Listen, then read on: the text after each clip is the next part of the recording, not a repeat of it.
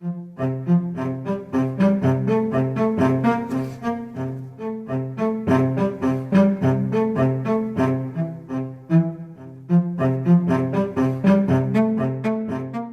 conèixer en Llorenç un dia en el Cercle de Belles Arts de Palma a través de Llorenç Vidal. Yo me acuerdo que cuando yo tenía a lo mejor 15 años ibas a casa de la abuela y veías el tío Lorenzo sentado al lado de su madre. Fèiem unes xerrades amb en Francesc Salleres, hi trobàvem en Josep Maria Llompart, hi trobàvem en Biel Gené Manila.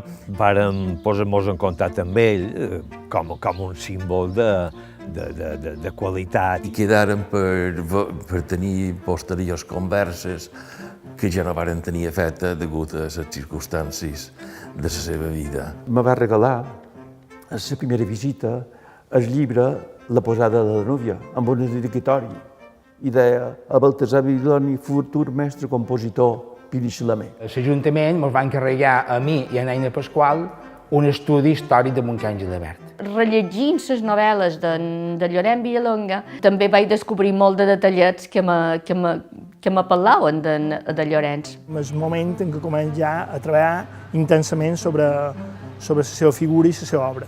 Quan jo vaig fer la primera comunió amb les meves germanes, mon pare li va demanar que mos escrivís un poema per celebrar aquest dia i que servís d'obsequi a la gent que compartia la festa amb nosaltres.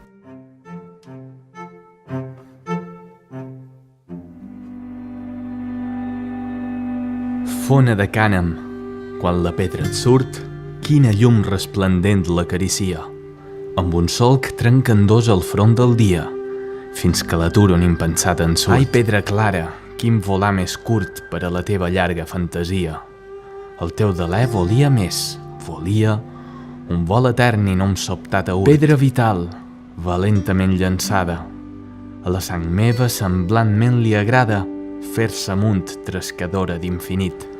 Però a poc va fent la corba i dins l'aire serè, que ni es pertorba, s'afonarà com tu dins l'ample nit.